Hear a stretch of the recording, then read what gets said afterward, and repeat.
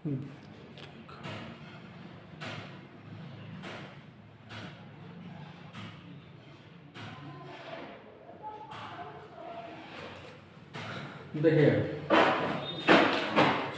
0165 हम लोग पढ़ रहे हैं 0165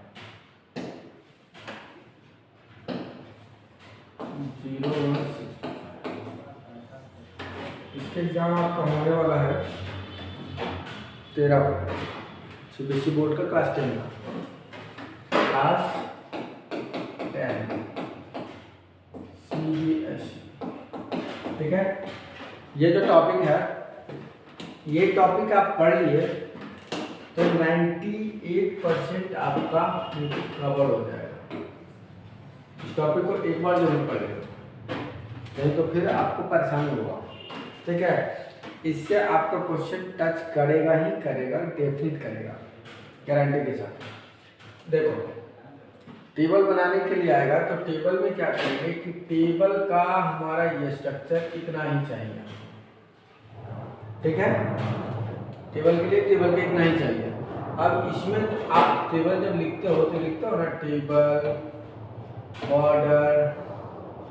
बॉर्डर इक्वल टू 2 ये लगेगा, लेकिन इसके अलावा TH TR TD उसके बाद TR ओपन करेंगे, फिर TH हेडिंग डाल देंगे, फिर TR देंगे।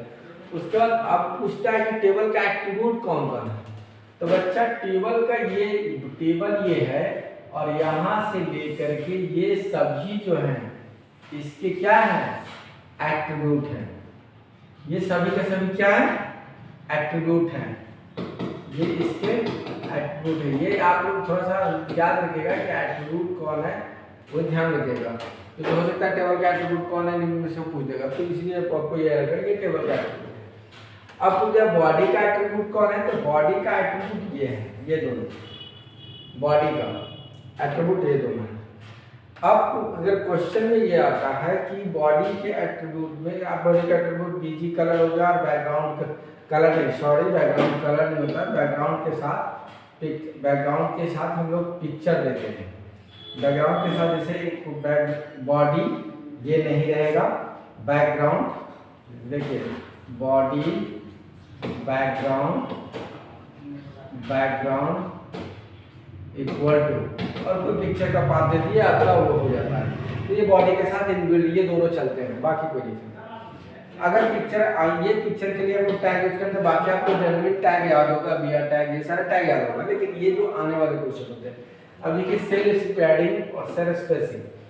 सेल स्पेसिंग जैसे हम टेबल बनाते हैं बच्चा, तो टेबल के ये एक सेल होता है, ठीक है, तो सेल स्पेसिंग और सेल पैडिंग, तो ये सेल और ये सेल का बीच का जो डिस्टेंस है, ये जो डिस्टेंस आ रहा है वो कहलाता है सेल स्पेसिंग।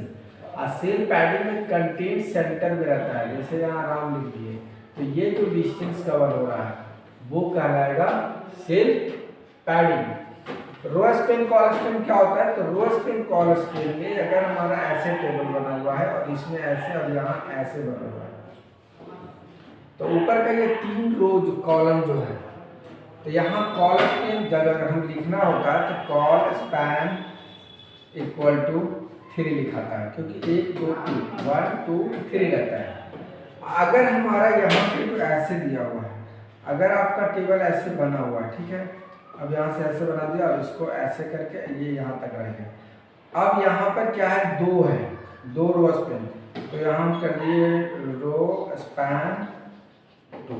तो आप क्वेश्चन के अकॉर्डिंग आप देख लेना पिक्चर में कितना रो कितना कॉलम खाली है, उस हिसाब से होता है। क्वेश्चन आंसर में स्टेटमेंट जरूर दिया रहता है, स्टेटमेंट 1 स्टेटमेंट 2 ऐसे करके आंसर देना, या तो प्रोग्राम बना होगा या तो प्रोग्राम लिखना होगा, बात को समझिए।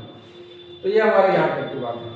ये AHR ये फाइल लिंक करने के लिए हाइपरलिंक जनरेट करना होता है, तो AHR लेकिन इसके साथ इसको कहते हैं एंकर टैग कहता है, ये रेफरेंस कब होता है जिसको हम हाइपरलिंक रेफरेंस करने के लिए, ठीक है। और IMG हो गया इमेज के लिए और सर्च हो गया सोर्स के लिए। अगर डिफरेंस कर दिया कि what is the difference between IMG and source, ये सर्च है, तो ये आप कह सकते हो कि IMG for the image and search for the source of the image, ठीक है। ज्यादा लंबा नहीं, 2 3 लाइन का आंसर सफिशिएंट हो जाता है।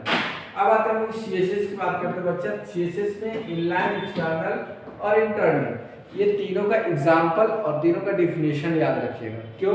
हो सकता है डिफरेंशिएट दे कि इनलाइन एक्सटर्नल का डिफरेंशिएट बताओ, एक्सटर्नल और इंटरनल का डिफरेंशिएट बताओ, ये पूछ सकता है आपसे, इसको पढ़ लीजिएगा। फिर साइबर एथिक्स में रूल्स क्या होते हैं, क्या करना चाहिए, उसके एडवांटेज और डिसएडवांटेज जरूर पढ़ लीजिएगा। इसके साइबर एथिक्स का एडवांटेज और डिसएडवांटेज, ठीक है। फिशिंग है, किसी की डाटा को चुरा लेना ऑनलाइन, वो फिशिंग है। ई कॉमर्स का जो भी जितना भी आपका इलेक्ट्रॉनिक काम वगैरह होता है। हाँ, एक और बात सुन लो, ई कॉमर्स में कौन कौन से वेबसाइट काम करते हैं वो याद रख लीजिएगा। जैसे डिजी लॉकर वगैरह जो है गवर्नमेंट ऑफ इंडिया का बहुत सारे है वेबसाइट है जिससे ई कॉमर्स पे काम करता है, तो आप वो सारी चीज़ को याद रखना, क्योंकि वो एग्जाम्पल में पूछ सकता है कि ई कॉमर्स का एग्जाम्पल कौन है। Which one of the following is the example of the e commerce में पूछ सकता है। फिर साइबर बुलिंग है, जैसे आप लोग बुलिंग किसी के साथ करते हैं ना, बदतमीजी जिसको कह सकते हो, या किसी को परेशान करना, हरास करना, तो ये साइबर बुलिंग इसलिए कहते हैं क्योंकि इंटरनेट पे किसी को ऐसा कर रहे तो। हैकिंग है, हैकिंग किसी को बिना इन्फॉर्मेशन किसी के सिस्टम को अपने अंदर कब्जा करके किसी भी करना, और हैकर जो हैकिंग करता है। IPR है, इंटेलेक्चुअल प्रॉपर्टी राइट्स, ये क्या है, ये चीज़ को ध्यान रखिए कि इंटेलेक्चुअल प्रॉपर्टी है क्या, इसका डिफिनेशन वगैरह पढ़ लीजिएगा।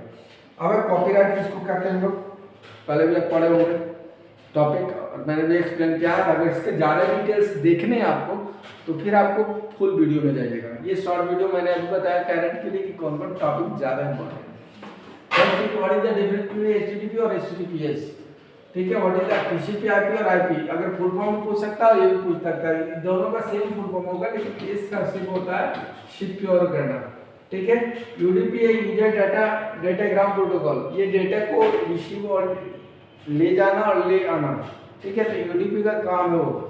SMTP सिस्टम पैटर्न में ईमेल वगैरह भेजने के लिए हमको SMTP का यूज होता है। Post office protocol, post office protocols क्या है उसके बारे में भी जान लीजिएगा। ये सब के बारे में डिटेल आप पढ़ लीजिएगा। ज़्यादा अगर डिटेल जानिए तो फिर हमारे चैनल पे जाकर के सब्सक्राइब कर करके आप देख सकते हैं उसकी पूरी वीडियो को।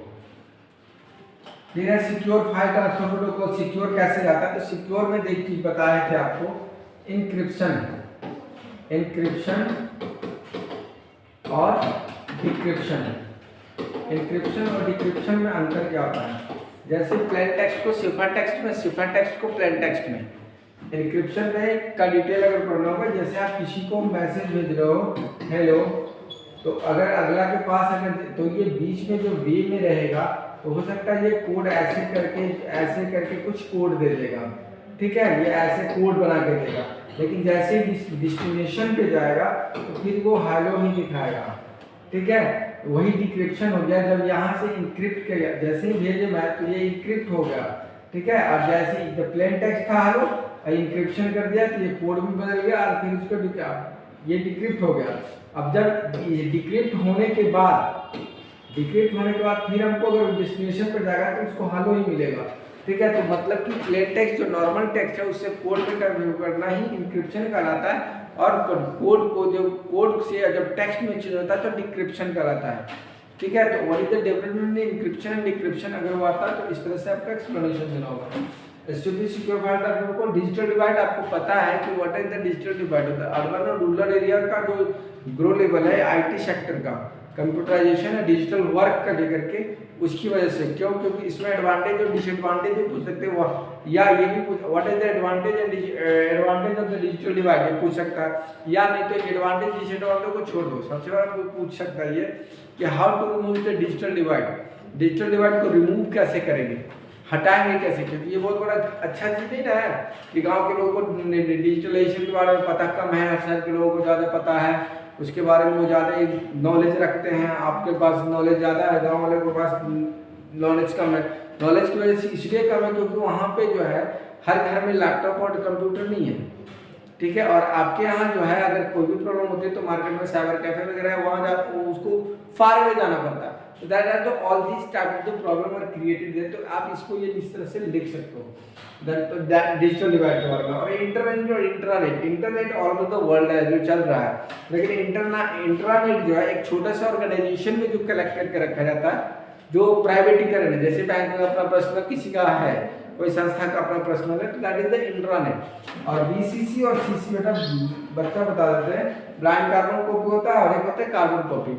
ये आपको ईमेल के स्ट्रक्चर में जाकर पढ़ लेना कि ये दोनों है क्या, ठीक है। और full form must be remember, ठीक है। तो ये आपका मेन टॉपिक है 0165 का, ठीक है। अगर इस टॉपिक की ज़्यादा डिटेल देखना है तो फिर जाकर के मेरे आगे के क्लास में जाकर देख सकते हो कि क्या क्या है CSS के बारे में भी, इनलाइन एक्सटर्नल के बारे में, उसके प्रोग्राम के बारे में भी, और HTML का भी ऑलरेडी मैंने भी बहुत सारे प्रोग्राम बना रखे। तो मैंने ये आज हाईलाइट दिया है कि 36 को आपको ये बहुत मदद आ जाएगा, 90% सॉल्व कर पाओगे ये, इससे ज़्यादा आपको पढ़ने की ज़्यादा जरूरत भी नहीं पड़ेगी, ठीक है।